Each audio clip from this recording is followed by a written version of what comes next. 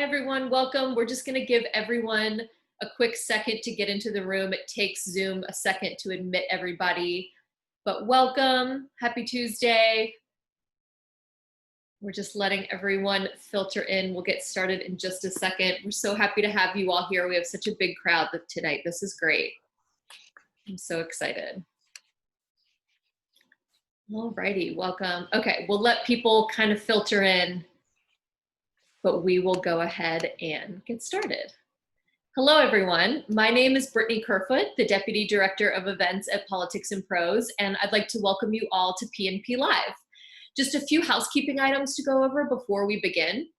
First, I am dropping the link right now for where you can purchase tonight's book, Straight from Politics and Prose.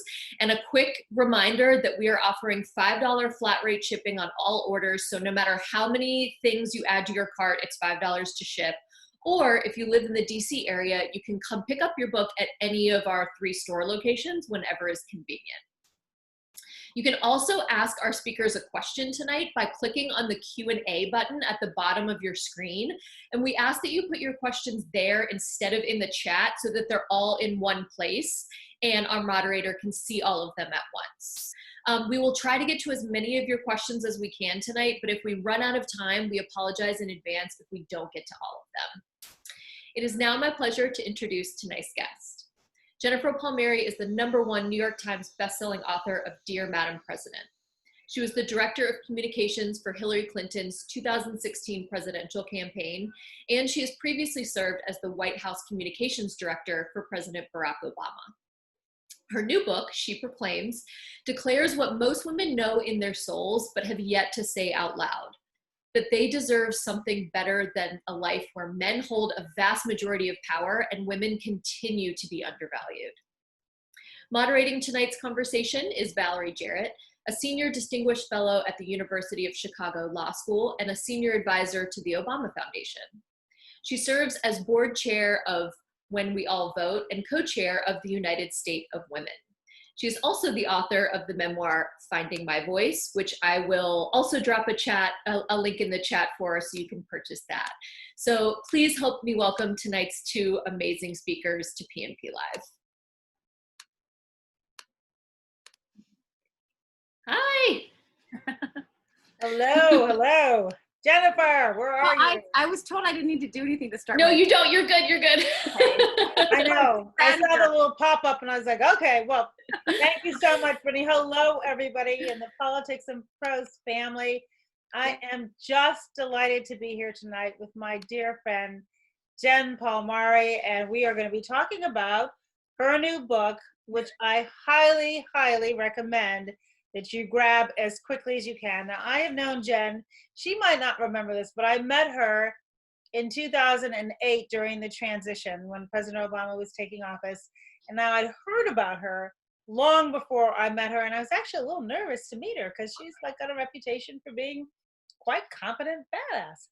And she just blew me away. And I was so thrilled to have the opportunity to work with her during the Obama administration and to grow to be such dear friends and to be able to be with you all tonight on the day that her book is actually launching is a privilege for me. And so before we finish tonight, I expect everybody to go online and grab your copy, and you will be enlightened and inspired. And hopefully it will allow you to figure out a way that you too can, in my words, find your voice.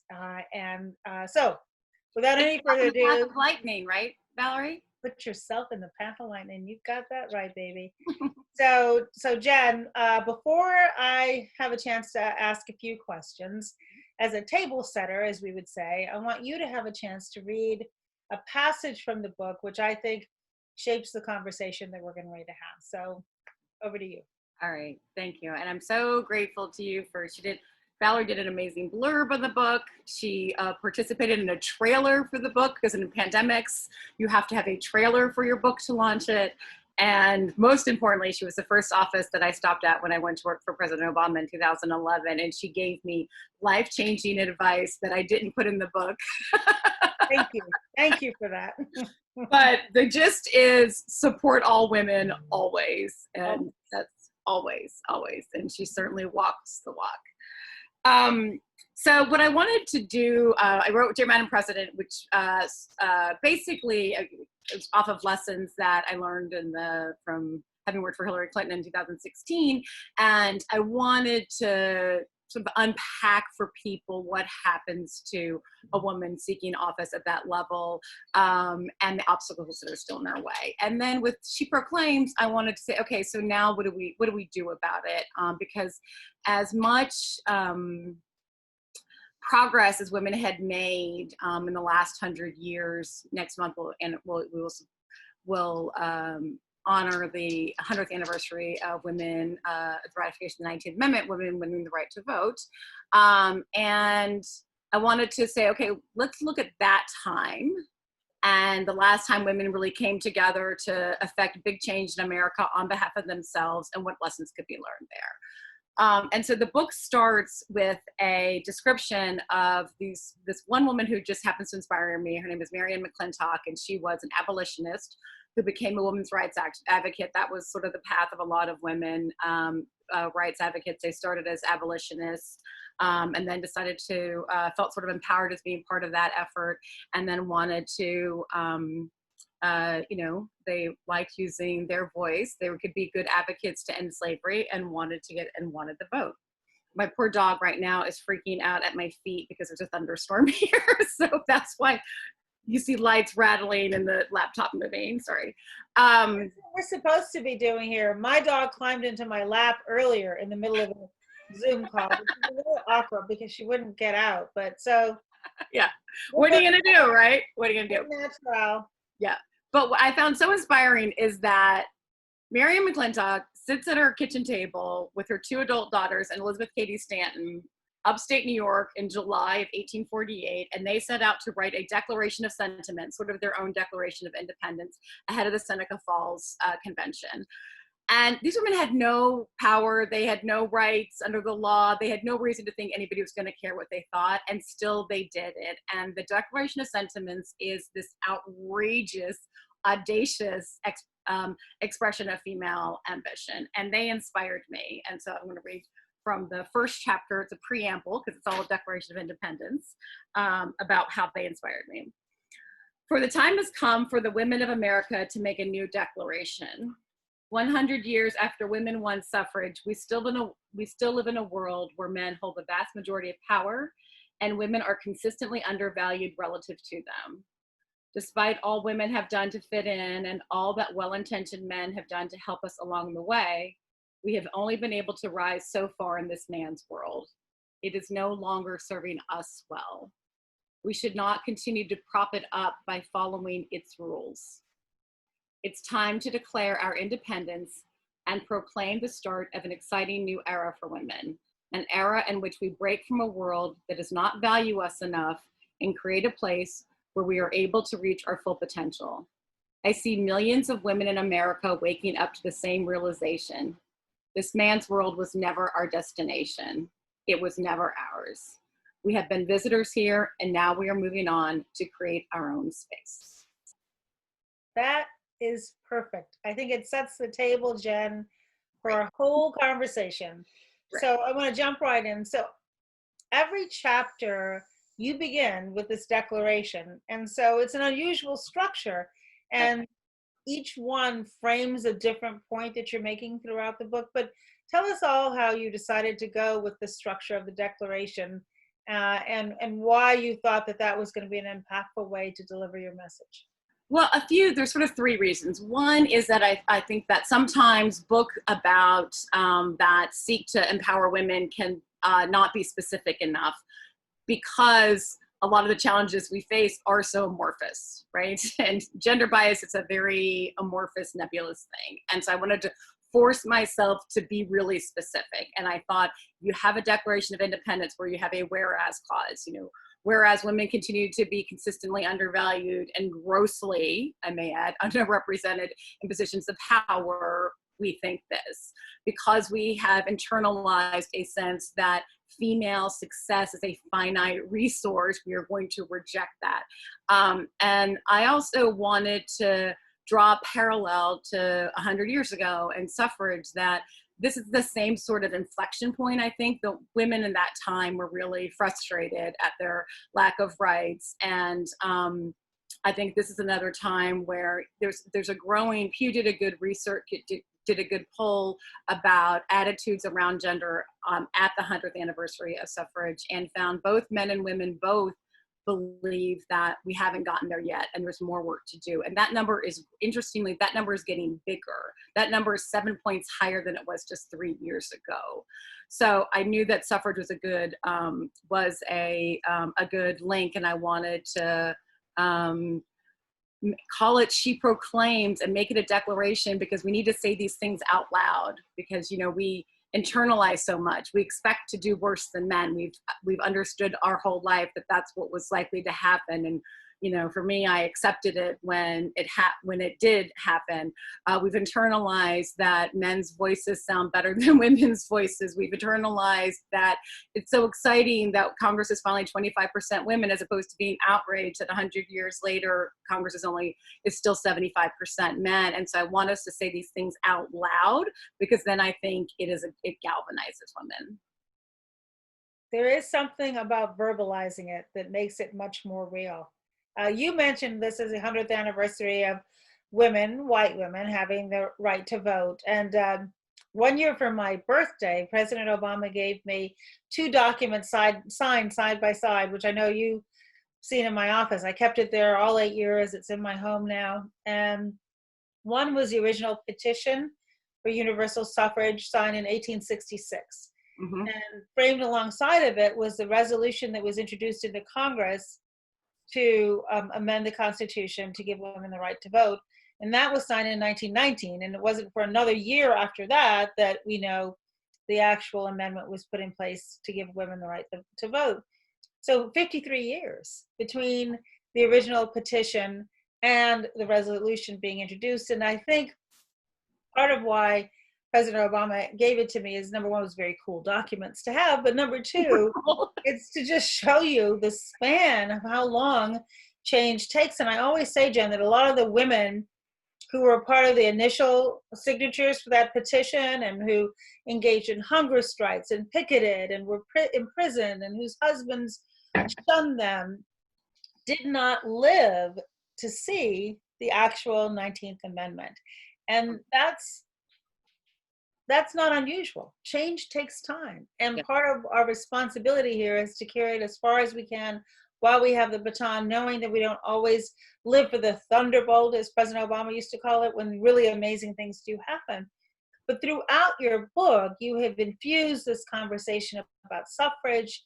And so one, why? And I mean, obviously this is a 100th anniversary, but I know there's some personal reasons for you for why you did it. And then who are the women that you really look up to? Yeah, I mean, the women in the, I did not know, you know, I was not taught suffrage in school.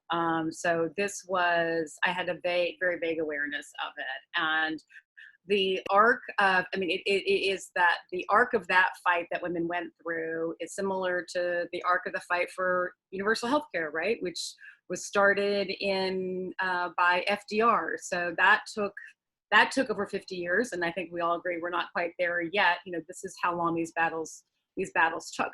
The Declaration of Sentiments, it was 72 years after the Declaration of Sentiments was signed before it became law as part of the 19th Amendment. And I also understood that there were problems with race along the way and wanted to understand that better as well. And there's important lessons, I think, for today from this experience, because like I said before, a lot of the women's rights movement started in abolition. Part of the theory was if women had the right to vote, they would vote to end slavery. Right. So it was a little bit transactional. It was like, wow, if these people voted, they would probably be on our side on a lot of issues. And that was part of the traction. It was even with women rights advocates, it was considered radical to be for suffrage. And at the time of Seneca Falls, which was in 1848, the Declaration of Sentiments was passed, a lot of the women at the convention opposed it and was going to go down in defeat. And Frederick Douglass, who at the time was the most famous Black man in America, came and spoke in support of women's suffrage, and it passed. And he is said to have saved it. Civil War happens. There's a move to have universal suffrage in the 1850s. Women, it's universal. It includes all Black Americans. It includes all white women, and then women get dropped along the way. And there was a backlash, and there was a split among the suffragists. And there's, when you see very ugly things about race that attributed to Alice Paul and Elizabeth Cady Stanton, it is at this moment. And Alice Paul and Frederick Douglass got into an impromptu debate in Albany that could have happened a week ago. Where she in a sign of an early sign of cultural appropriation gone awry, she tries to equate white women's lot in life with being enslaved, and Frederick Douglass says, it's so chilling because it could be said today, when women, because they are women, are dragged from their homes and hung from trees, when women, because they are women, have their brains beaten out on a sidewalk, and he goes on, then they will have as much urgency as my need, but right now my need is more urgent.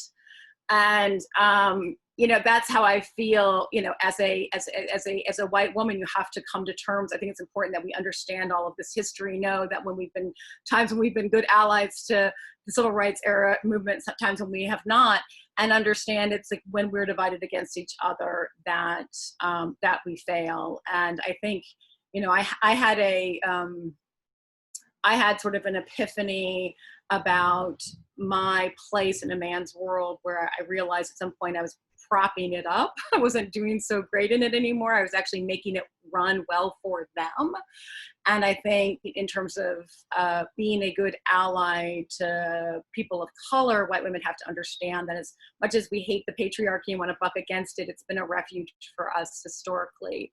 And when we acquiesce to it, when we don't fight back, when we don't push for what we are worth, we are helping to prop that up. And that keeps all marginalized populations, all people of color, all women from getting the power they deserve. And so that is like all on the way, I'm finding lessons that reinforce that fundamental truth. You want to have change, you got to ally with these people and do it together. So we're going to come back to the issue of race in a minute. But before we do, I want to talk about you, Jen. And so having had the opportunity to work with you so closely, I've always thought about you as the kind of a woman who did everything possible to help other women. But initially, you were a little reticent about doing this. And so I did not know that, Jen. So if you could share with the audience a little bit about where that reticence come from. How did you overcome it? How did you evolve? Well, it is, and I wanted to articulate this because I think a lot of women probably felt the same thing, which was that I always wanted to help other women, because you want to be a sister, right? You don't want to be one of the women that doesn't help other women. That's terrible. And you were certainly a great role model. I mean, you probably more than anybody else I had worked with previously was like, this is what I am about, right? I am about supporting other women because that is how we make change. That was a new thing for me. I would support other women and try to help them in the workplace, but I would do it even though I had misgivings that I might be helping the woman who's going to outshine me. I could be helping the woman who's going to replace me, which meant I was buying into the trope that there is a limited amount of success for women in the world, right? And I think this is it. I think this is the big thing.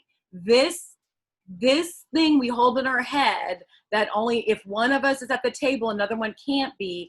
I really believe that's what keeps a lid on women and all people of color from getting real power. Because where did that come from? Where did you get that? Because I think it's because we are, this is why I want us to declare and be proud to declare that we are women who've been living in a man's world. And it was really hard, and we had to work hard to fit in. And we, for a long time, we kind of followed their path and modeled ourselves after them. And it's like, okay, I'm supposed to behave like them.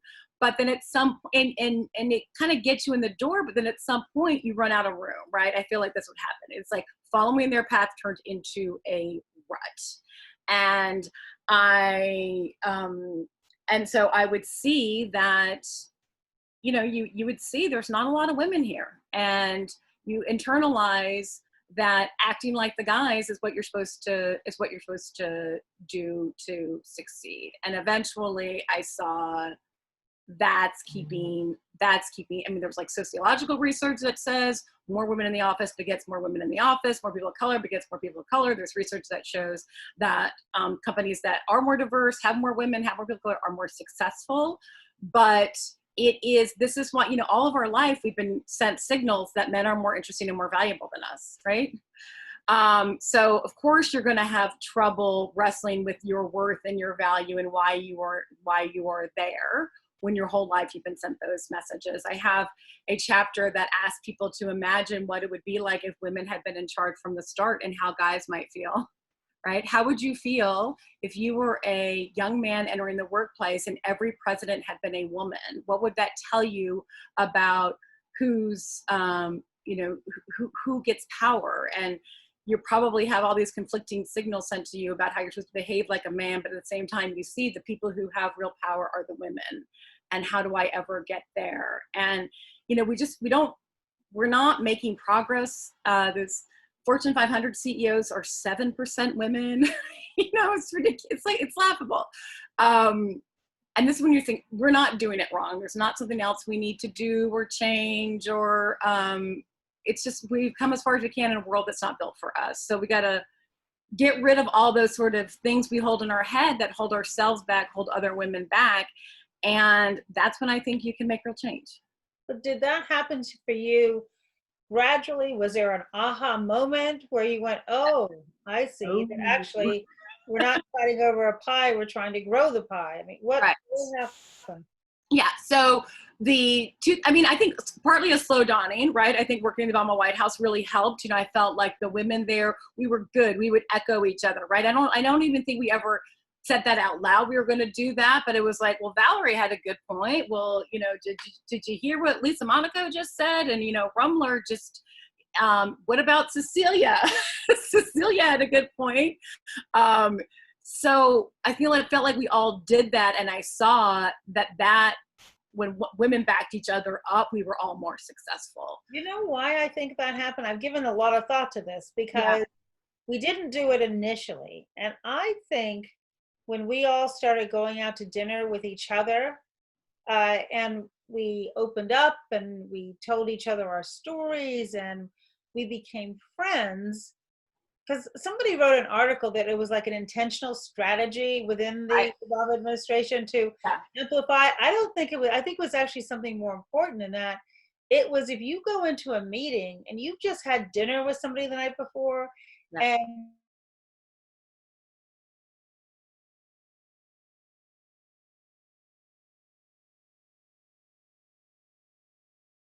with someone you trust, they develop those relationships with one another. And I also think because half of our department heads were women, once we got to know each other, there is safety in numbers. There is. It's a big deal. Right? It's really hard to be the first or to be the only. But when you look around the room, I mean, very, very near the end, I remember several women, like 3, had just come back from maternity leave. And normally before a meeting starts, what do you talk about? Men always talk about sports. Basketball. And like there are levels. How they can, you don't follow sports, like I don't follow sports, you feel left out. So the meeting begins and you're left out. At this meeting, you know what we were talking about? Breast pumps. And which were the better breast pumps? And I remember looking at the guys and they started to squirm. And I said, we have finally arrived where an Obama meeting begins with talk about breast pumps, because there was safety in numbers. And I think trust is such an important factor in not just our personal life, but our professional lives. And I feel like we have that there. And you have it. And I do feel like in the last, since Trump got elected, I do feel that women have each other's backs in the country in a way they never have before. or, you know, anonymous women, right? This is like as demonstrated by the Women's March, as demonstrated by all the women that ran for office. Me Too movement. Yeah, it is like Me Too. This is like a real thing, because we all know that's the thing. It's like, that's what's so inspiring to me about the women sitting at their kitchen table in upstate New York writing the Declaration of Sentiments. They had that burning thing in their stomach, the same thing that we have, that tells them this is not right. You deserve better. But I'll tell you, I did have an aha moment from our friend Mika Brzezinski. We had dinner in 2016. It was during the Clinton campaign, and I was complaining about low campaign salaries. I wasn't complaining, by the way, like I actually was the highest paid person on the campaign. I was not paid less than the men, but still, you know, campaign salaries are low. And she interrupted me and she said, I can tell you're not making what you're worth. It's written all over your face. Oh. And I was devastated. She was like, and I was like, what is all over my face? I don't care how much I get paid. I'm just happy to be here. You can always rely on me. I will die for every ball. Like, I'm just like, I'll do whatever I need to do to fit in here.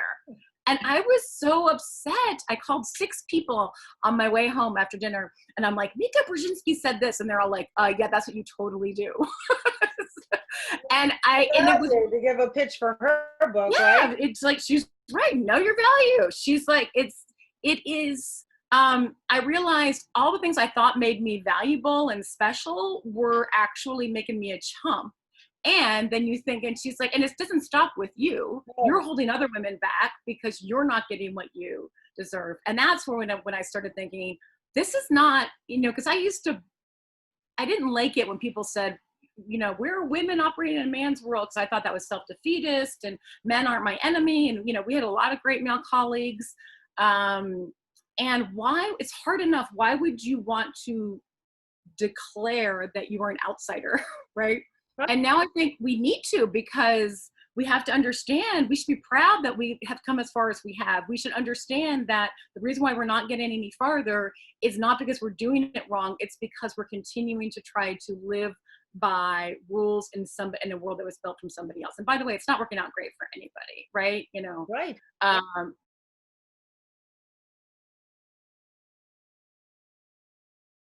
Succeed and do the best they can. All right. So speaking of movements, speaking of people of color, you about what white women could do to support Black Lives Matter. And I want to get in your head to like why you thought you should write this piece and what you would hope the readers would take away from it. And I would commend everybody to go take a look at it. It was honest, it was raw, it was real. But tell us a little bit about that. I felt that I've had a couple of experiences that thought I could be a good translator for white women. One is that democratic politics, I grew up in a military family. I did not grow up with a lot of Black friends. That's like not what the Navy was like. But democratic politics exposed me, you know, that's what's so great about democratic politics, is that everybody's in it, and you get to know. I had a lot of Black friends, and I knew that my Black friends understood I had a lot of racial bias in my head. It was not news to them, right? But they're my friends anyway. And so if you admit that, it's important. I knew it was going to be important for white people to admit that, but not to do it in such a cringy way or be so freaked out by it that you go seek absolution from your Black friends, right. Which is exactly what I saw happening after the killing of George Floyd and all those sort of protests, right? Yeah. And then the other insight I had was what I learned from suffrage and what I learned about the times when, you know, that it's important to know this history. It's important to know that, you know, sometimes women got left behind.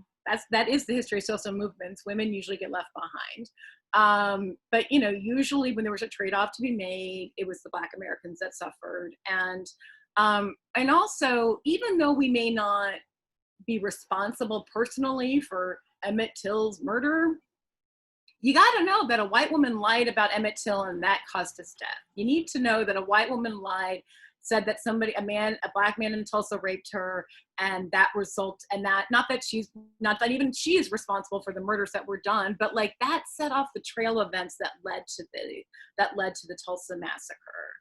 And 53% of white women voted for Donald Trump. A lot of my Black friends always want to point that out to me. And of all incomes, it was not a white working class issue. White women of every income strata. Yeah. So I thought and I felt safe enough that if I say all this stuff out loud, like, you knew everything I just said. Valerie Jarrett's not going to be shocked to read this. And that it could, and I have found also that people are pretty generous. If you don't hold back, they will appreciate your honesty, and hope that for white women, it's like, just listen, try to learn, know what this legacy is that we've inherited. And so you got, like, this is why people of color can be skeptical of white women as good allies. It's because of this history. So you got to be aware of that. You got to confront that. And you have to know that we're somewhat, while my plight as a white woman is nowhere near the plight of a Black American in terms of economic standing, their healthcare, justice. We are fighting the same fight. When we band together, you can overturn it. Well, I will say to you, I do, since I'm old enough to remember the civil rights era of the 60s, and it was a time of great change. And with the recent passing of both Congressman John Lewis and C.T. Vivian, and then a few months ago, Reverend Joseph Lowery, the titans of the civil rights movement, who were really, without whom we wouldn't have made the progress we did make for the Voting Rights Act and the Civil Rights Act. And but this feels pretty different to me. And the fact that we have allies, we being an African American community, have allies in all 50 states of people of all ages, of all backgrounds, races, who are saying we have the potential to be better than this. And so the reason why your piece was so moving to me is that as a Black woman, I know I can't be responsible for this change on my own.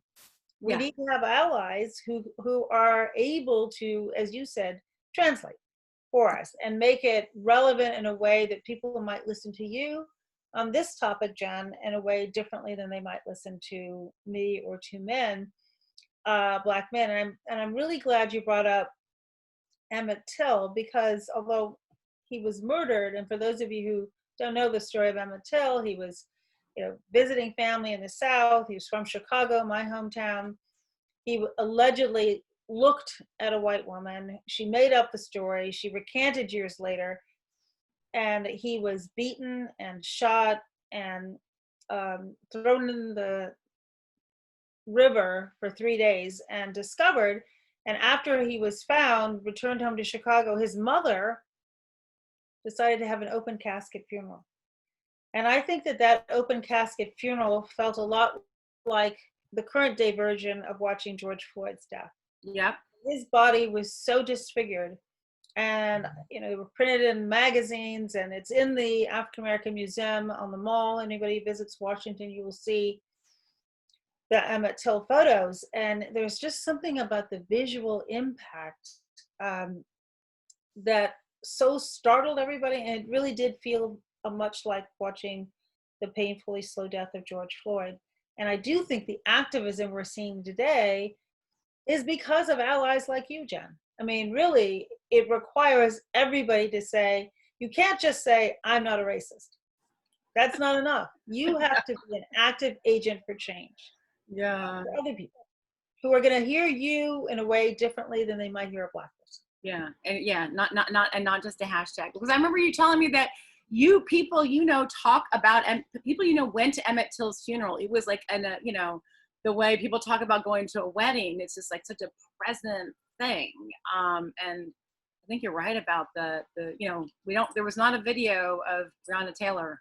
Not at all. Not at all. All right. So audience, I want to remind you, put your questions in the Q&A.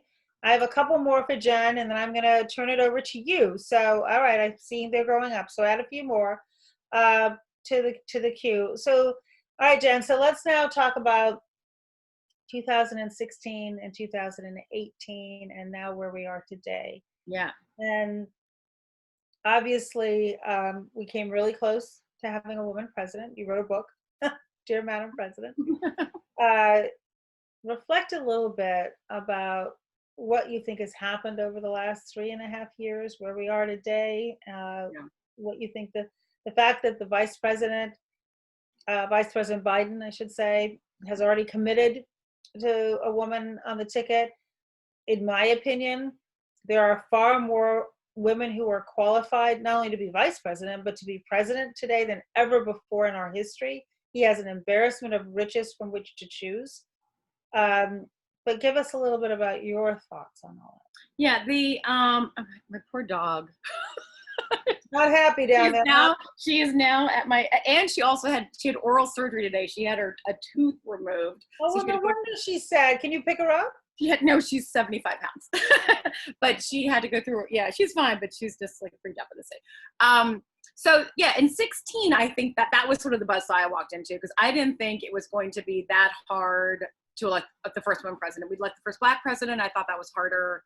And I was like, okay, I guess Hillary's gonna be the first woman president, fine. And then you live through that experience and you realize, wow, we don't know that. I just didn't appreciate how important models are. We did not know what it looked like for a woman to lead, and she did not make any sense to us. I think this is why you heard there's just something about her I don't like. There's something about her I just don't trust. It's not that everybody who didn't like her was sexist. It was that there's something, even in 2016, 2020, a woman seeking that office was a new thing. There's something vexing, kind of confounding. She has all this ambition. Historically, that's not what we're used to seeing in women. And it just, it snowballed into this. At the end, it felt like this wild primal battle between her and Trump. And then after we lost, I was really worried. I mean, this is where I get like excited and have hope. I thought, what woman is going to see what Hillary Clinton went through and say, you know what, like, sign me up for that. Right. I thought women were going to be cowed. I didn't go to the Women's March because I thought, I want to see how America reacts in this moment. What's it going to do?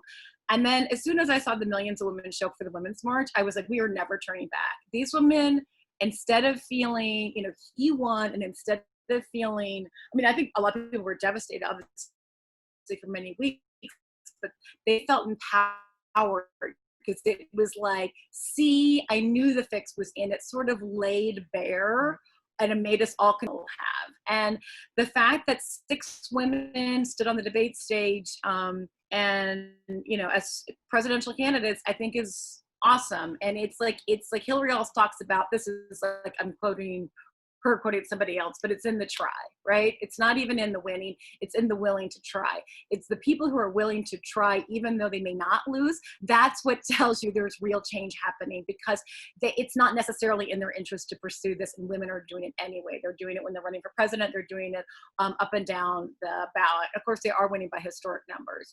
They didn't win in 20. I did feel that, obviously, gender was still an issue. The very first day Elizabeth Warren got into the race, Politico did a story saying, what is she going to do about the Hillary likability problem?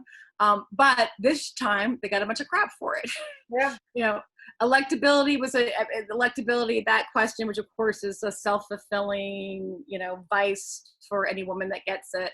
That haunted all of the candidates, but we were more aware of it. And I thought a lot about, how did we end up at the end? We had 2, 70-plus-year-old white men at the end of the Democratic primary, Senator Sanders and Joe Biden. And of course, we adore Joe Biden. We even adore Bernie Sanders. But you're like, what's happening? And I think that Biden ended up on top because he was truly the most qualified, the most experienced. But that's because the women in the race were suffering from opportunity loss from decades before, right? When Elizabeth Warren was 29 years old, being elected a senator, a 29-year-old woman senator, the way Joe Biden was not a thing. And so I think that the next time, this may be why we ended up with, Trump's in his 70s, Sanders in his 70s, Biden's in his 70s, Mike Pence apparently is only 60. he seems a little older than that to me, but apparently he's only 60. But I think that this is that generation. Next time it's not going to be like that. And then we're going to throw a woman in this mix, and God help her, because she's going to be in for hellfire, but she's got a really important role to fill. Representation matters. Yeah, so advice to the woman VP nominee? Yeah, you're going to get blown up. You're going to be criticized constantly, and it doesn't mean you were doing it wrong. I mean, I think that that she is not going to be able to make people happy. Trump is going to go down, you know, as we know, like Trump goes down rabbit holes with women, particularly women of color, and I'm hoping that that's who we end up with as the running mate. But I'll tell you this, it will be unpleasant for her. But what I learned in running against Donald Trump is that when he goes down rabbit holes, he is not effective. When he's effective is when he's disciplined. And there were moments in the campaign, August of 2016, September of 2016, until the debates, the last 2.5 weeks after in the final debate in October, in the last 2.5 weeks. And that is when he's effective. It's going to be unpleasant for this woman when he is going after her and trying to make her the radical left, which I'm sure he will do. But I don't think he's going to be helping himself. And that's the thing that she's got to gut through. And what I know about women in politics, particularly the women that are at the level of the women being considered now, is they've been through hellfire, and, you know, they can gut through that. That's what they have to do. But don't freak out when you are the lightning rod. It could end up being a painful but useful thing. And then you're Vice President of the United States, and we have hopefully our first female, it's bonkers. There's been 48 vice presidents, not one female. And, you know, maybe a Black woman. You know, so it's interesting when you were giving that advice, I was remembering, and you'll remember this too, Jen, there was a time during the 2008 campaign where Michelle Obama was criticized, and she was caricatured as this angry Black woman. Yeah. And she talks in her book, Becoming, about feeling, oh my gosh, my whole life I've been value added, and am I now hurting my husband's chances of getting elected? And I think as women, we tend to blame ourselves. And so that's why your advice about, look, no, it's not personal. It's really directed at Biden because they don't want him to be president. And so you are just the vessel through which they're going to come to try to hurt him. But I think instinctively, we want to be the help, you know, we want to help. We don't want to hurt. And you're not hurting. In fact, if they're attacking you, it's because they fear you as a threat. And so wear that like a badge of honor. Yeah, I mean, same thing happened to Hillary when she became, when Bill Clinton ran for president, right? All of a sudden she was a lightning rod, and she was like, right. I'm the A, you know, Michelle Obama said, wait, I was the A student. I'm the one that like always helped people. I'm the one that was in this, you know, behind the scenes, you know, this is like what I thought about myself, right? I was the one that was making everything run. And then you express a little ambition, or you say something that's not normally said by a woman, and then you get, you know, and it's painful and awful, and nobody should have to go through it, but it's not about you. Exactly.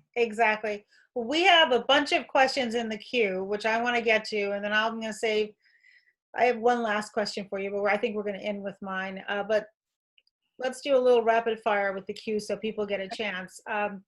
Shelley asked, Jen, I'd like to know about the symbolism of the cover art of the book. Oh, so Elizabeth Connor is the woman at Grand Central Publishing who did this design, and I love it. It's very much similar to Dear Madam President, which had the same, which was my first book, which had the same font, the same star, which I love, a slightly different color. And my editor and I were talking about it, and Gretchen Young, who's my editor, and she said, and we were like, is it we proclaim? Is it she proclaims? I'm not really sure. And she's like, we want women to know that this is like what they are supposed to do. It's got to be active. And she took the markup and she's scratched out we proclaim, and she hand wrote she proclaims over it. And then Elizabeth Connor developed the cover, was like, yeah, that looks good. Let's do that. So we wanted it to be active. And I tried all sorts of colors, and of course, the color they had picked, which was the pink. The fuchsia worked the best. It's perfect. I love it. Great question. Thanks for that. That's a fun question. Isn't that? I thought it was a good one. So here's another one from Anonymous. How do you talk to men about being allies to women, especially men in positions of power above you in the hierarchy? Yeah, so I have a chapter about this because I do find that men want to read the book, and because they do want to be better allies, right? Most men in my life, most men in both of our life, want women to succeed. And what I find is it helps for them to say, imagine how you might feel if, like, consider this if women had, if all 45 presidents had been women, and understand that. I did a radio show today, and a woman called in. She was a Black woman, and she said that she was more qualified but got passed over for a promotion by a white man. And I said, did maybe they tell you that he was just a better fit for the job? And she said, yeah, that's exactly what they said. They said he was a better fit. I was like, well, of course he's a better fit. The workplace was going back centuries. It's not the fault of anybody on earth today, but going back centuries, workplace was created by men to accommodate men and to value, this is really important, to value men's efforts over women. That's why the United States soccer team, who was winning this team in American history, has to sue to pay for what they are worth, because we value men over women. We do.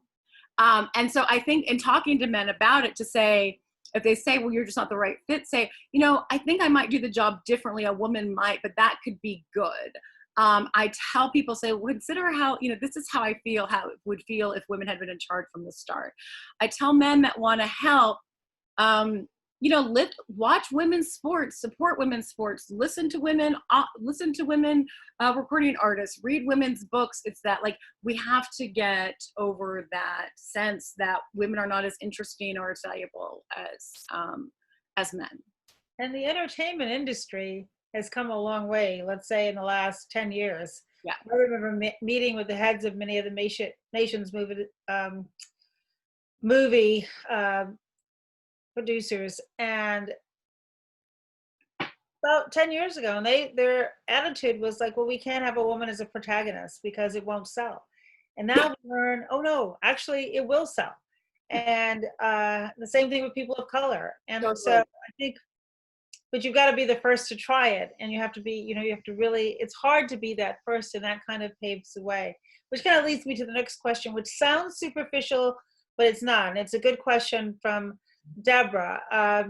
And this will hit close to home with you, Jen, I know. She says, from Hillary Clinton and the pantsuits she wears to fit in with male politicians, to teenage girls sent home because their leggings were too distracting for the boys, the clothes that women and girls wear are dictated and scrutinized by men. Like it or not, clothes matter. How can women declare our independence from a man's world with regard to clothes? And I will tell you, when I first started practicing law 100 years ago, 1981, oh my gosh, we showed up and we all looked like we had a little uniform on. I refused to wear the little tie, that little pencil tie. That was a bridge too far for me. But we wore blue suits because we were trying to be like the guys. And it took me a while to realize, you know what, that's not who I am. Yeah. This is who I am. But you have to get to a certain level to feel that security, to not let clothes limit you. I think it's limiting, but what do you? Yeah, and I do think, and it's like, I am aware that, I'm 53 years old. And so if I show up at a work event wearing like a blazer and jeans, nobody's going to stop me, right? But they will, that a younger woman doesn't have that. So I think, the older women, if you do have standing, set the tone that you're going to look, that you're going to be, I want to be comfortable. That's like the most important thing. Like, I want to look nice, but I want to be comfortable. And so I definitely dress differently now. A suit, a dress, I don't dress like that. And I think that those of us that can dress differently should do it. You saw Elizabeth Warren on the campaign trail. She wore her black leggings, her black tunic, and then a different colored shirt every day. And I love a uniform. I love that you sort of cultivate what your look is, and it's no longer distracting. It's just people focus on what you have to say. But we don't need to dress like men anymore. And if you can get away with, setting the tone that, I just look at it when people complain about what I'm wearing, it's their, it's their problem. They're expressing, I mean, what I learned working for Hillary is people are going to express, when they're uncomfortable with what a woman does, they're going to express it, and it's going to seem a personal attack on her, and it doesn't have anything to do with her. And even if she wanted to fix it, she couldn't.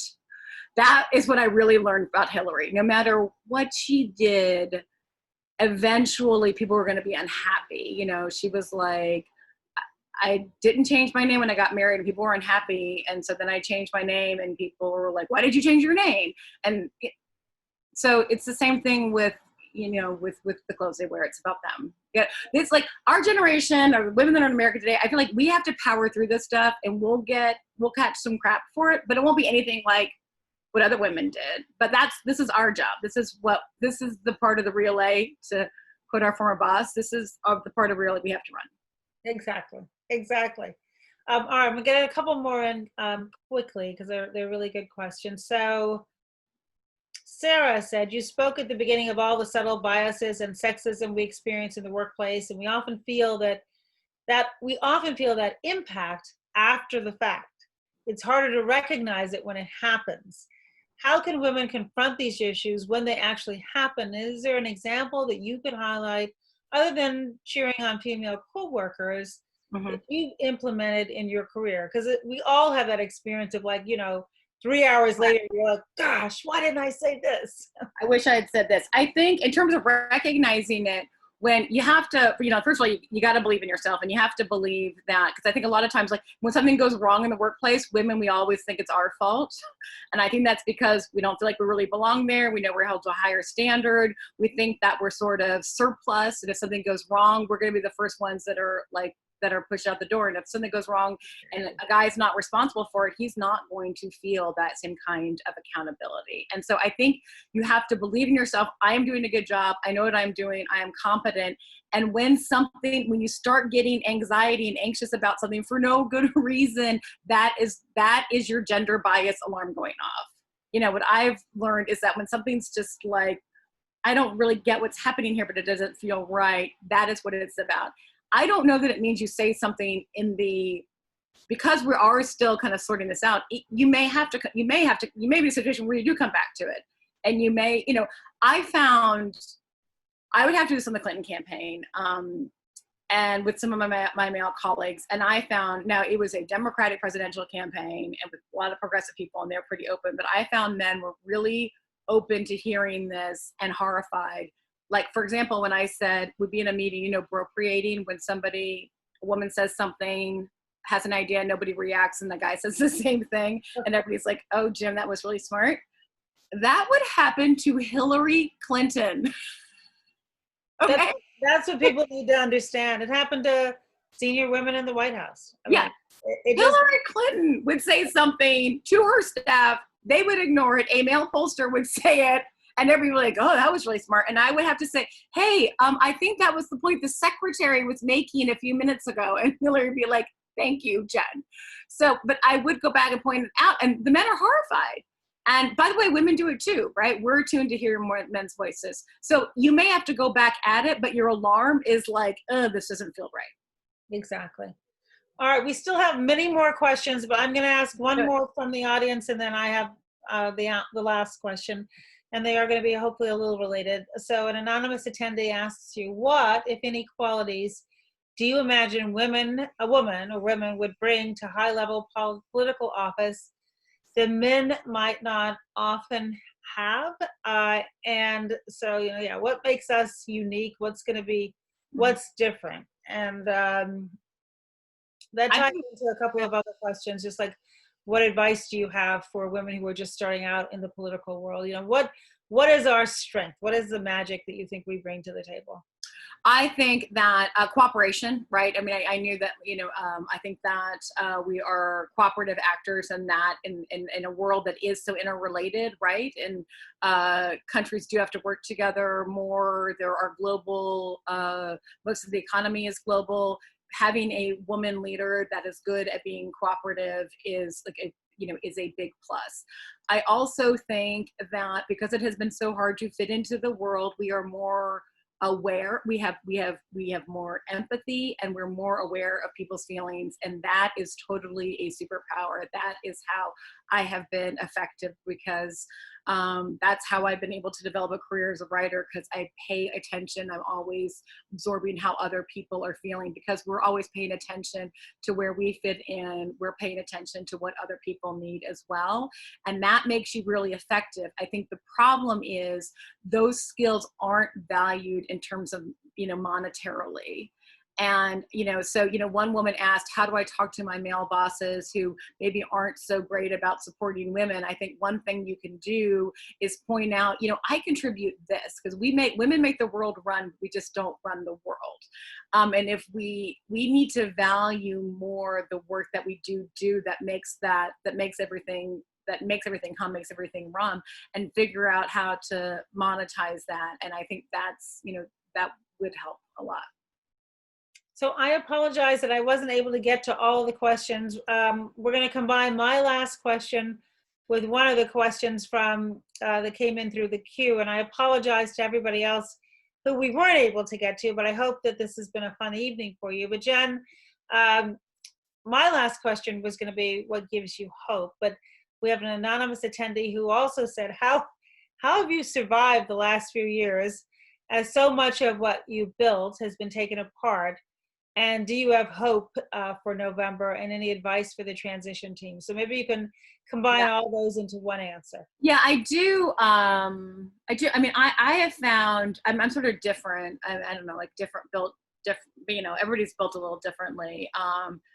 After Trump won, I just wanted to look for signs that this was not the end of America, but the testing of America. And so I'm always looking for ways that America is fighting back. The democracy needed to be revitalized. Women are a big part of that. The protests this summer, as heartbreaking as they were, to see this agony to spill out in the streets, there were some counter protesters, but nobody was defending the police that killed George Floyd. No, there were not white people yelling at little black children. It's different than the 60s. And that, that was something you heard, Valerie, you're the first person to put that in my head. I heard you say that on Morning Joe, and I heard President Obama make the same point. So that all gives me hope. He's a creature of our times.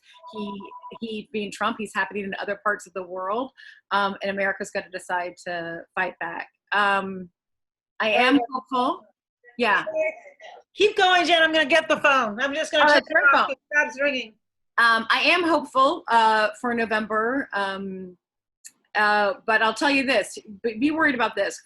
Trump's handling of coronavirus is so bad that if he does do a slightly better job, and obviously I hope he does, he could come back, right? And here's the thing about Republicans who vote on issues like abortion, they come home in the end. So no matter where they are right now, in October, they're going to come back to him. So it is going to be hard for Biden to win, but I think he's going to really encourage as many people to vote as possible. So I think it's so important that the world see, as well as the country, see a big vote.